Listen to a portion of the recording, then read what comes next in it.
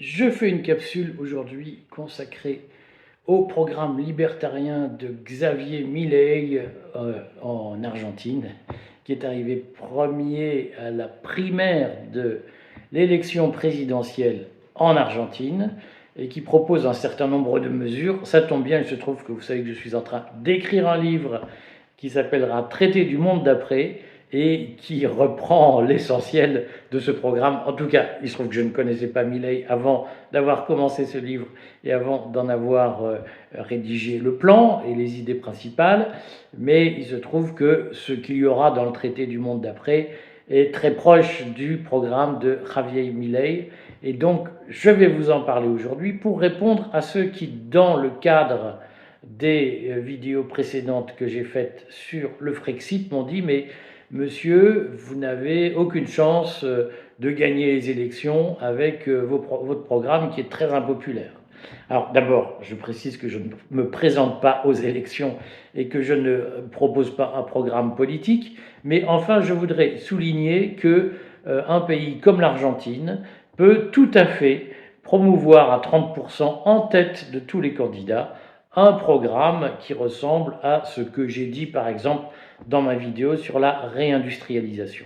Donc je prends le temps de dire quelques points essentiels sur le programme de Milei que je vais analyser en 3 ou 4 épisodes dans le Courrier des stratèges. Reportez-vous aux articles plus détaillés que je vais écrire sur le sujet, notamment sur les réformes monétaires que Javier Milei propose. Alors, je vais en dire tout de suite 3 mots, mais donc suivez 3 ou 4 jours de suite, je vais faire une analyse point par point du programme de Milei. Aujourd'hui, j'en fais une présentation synthétique dans le courrier. Lisez l'article. Je publie également tout le programme de Javier Milei dans le courrier des stratèges aujourd'hui, en espagnol, mais je vous en traduirai des bouts. Comme ça, vous pourrez voir comment en quelques pages, on peut proposer une vision globale pour changer un pays. Donc, dans cette affaire, ce que je voulais vous dire, c'est que le programme de Milei, il commence par le commencement même de mon livre, qui est qu'il faut redire que l'État, ça sert à des fonctions régaliennes. Les fonctions régaliennes, c'est quoi? Essentiellement, c'est l'armée, évidemment, la défense nationale, la justice, la police, lever les impôts, la diplomatie, et puis c'est à peu près tout. Le reste relève de l'initiative privée. Et nous n'avons pas besoin d'avoir des couches bureaucratiques de gens qui font de la culture, de l'agriculture, de l'enseignement, de la santé. Tout ça n'a ni queue ni tête, et on voit bien que l'État, à force de vouloir se mêler de tout pour notre bien, ne fait plus rien correctement. C'est-à-dire que regardez la France, 60% de la richesse nationale produite chaque année part en dépenses publiques. Tout ça, pourquoi, in fine? Eh bien, pour une école qui ne marche pas, pour une santé qui marche de moins en moins bien et qui coûte très cher. J'entends plein de gens dire « Ah, les États-Unis, c'est l'horreur, la France, c'est mieux ». Enfin, les dépenses de santé aux États-Unis ne sont pas beaucoup plus élevées proportionnellement que les dépenses de santé en France. Prenez les autres chapitres, la culture française s'effondre alors qu'on met des milliards chaque année dans ce domaine, mais les missions régaliennes ne se portent pas mieux. La police, on est à 250 000 policiers d'État, on ne parle même pas de la police municipale, 250 000 policiers en France, enfin 150 000 policiers, 100 000 gendarmes. Tout le monde se plaint de l'insécurité, il y a bien un problème. Et on voit bien que sur le fond, la diplomatie française est en recul, l'armée française, on n'est pas bien sûr qu'elle puisse gagner des guerres, on l'a vu en Afrique, elle est en train de se faire chasser. Ça signifie qu'à force de se mêler de tout, l'État ne contrôle plus rien et ne fait plus rien correctement. Et donc, un jour, il faut savoir ne pas en faire trop. Qui trop embrasse, mal étreint. Et donc, l'État doit se recentrer en France sur ses missions régaliennes et n'en font pas partie, j'explique pourquoi dans mon livre, n'en font pas partie l'école, la santé, la culture, tout ça doit revenir à un monde déréglementé où chacun fait sa part et où le meilleur gagne.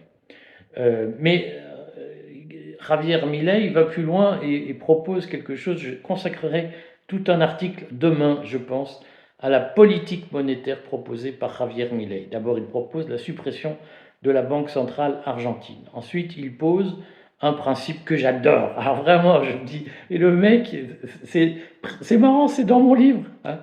Le gars, il dit, il faut instaurer une liberté monétaire.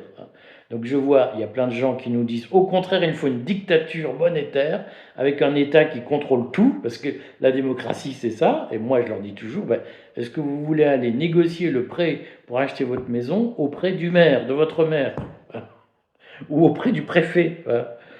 Non, vous voulez pouvoir aller trouver plusieurs bureaux, officines, entreprises, et vous dites, ben voilà, moi je veux un prêt, trouvez-moi le plus offrant. Ça veut dire que vous ne voulez surtout pas, j'en suis sûr, même quand vous dites, excusez-moi, mais comme des perroquets qui répètent un truc qu'ils n'ont pas compris, il faut rétablir le monopole de l'émission monétaire par l'État, vous serez les premiers à le combattre, hein, parce que ce que vous voulez, vous, c'est de pouvoir, et c'est normal, aller au plus offrant et pouvoir choisir au plus offrant. Hein. Et c'est ce que Milei propose en posant un principe que j'approuve à 100 000%. Il faut laisser la liberté monétaire, c'est-à-dire que si les gens en Argentine veulent être payés en yuan plutôt qu'en pesos, en dollars américains plutôt ou en euros, il faut qu'ils puissent le faire. Et s'ils veulent payer dans une monnaie étrangère, ils doivent pouvoir payer dans une monnaie étrangère. Il n'y a aucune raison qu'il y ait un contrôle d'échange comme ça existe en Argentine aujourd'hui. Et redisons-le, dans un pays comme la France, comme l'Argentine, où les exportations sont faibles et les importations colossales, le principal risque collectif que nous vivons, c'est que la monnaie se déprécie et que donc il y ait un système de dévaluation permanente pour ajuster la compétitivité de l'économie. C'est ce que propose François Asselineau, par exemple, sur son Frexit, c'est on va commencer par dévaluer. C'est-à-dire que quand la France sera indépendante, au lieu de jouer en Ligue 1, elle jouera d'emblée en deuxième division. On va se déclasser pour pouvoir gagner des matchs. Ça n'a pas de sens. Vous comprenez que la dépréciation, qu'on appelle parfois la dévaluation, je ferai, si vous voulez, une capsule sur ce sujet. La dévaluation, c'est le début de la ruine d'un pays.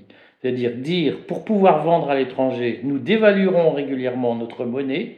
C'est d'abord dire, ben, nous on est de deuxième division, on n'est pas capable de jouer en Ligue. Pour la France, France qui était, il y a encore 30 ans, la quatrième économie du monde. Il y a des gens qui osent dire aujourd'hui, on va rétablir la grandeur de la France en commençant en jouant en deuxième division. C'est du délire. De Gaulle n'aurait jamais accepté ça. Hein. Ceux qui se réclament de Gaulle en disant des carabistouilles pareilles sont des imposteurs, disons-le. La politique de Gaulle a été effectivement, en arrivant au pouvoir, de faire une dévaluation parce que la situation l'en empêchait. Et ensuite, De Gaulle a garanti la stabilité monétaire du franc jusqu'à la fin de son mandat, enfin de son deuxième mandat. Donc sur ce point, il faut redire que notre intérêt collectif, c'est de garantir la stabilité de la monnaie et en même temps de garantir la liberté monétaire, donc de ne surtout pas recourir au contrôle d'échange tel qu'il existe en Argentine et de permettre à chacun d'acquérir les devises de son choix et de les utiliser comme il le souhaite.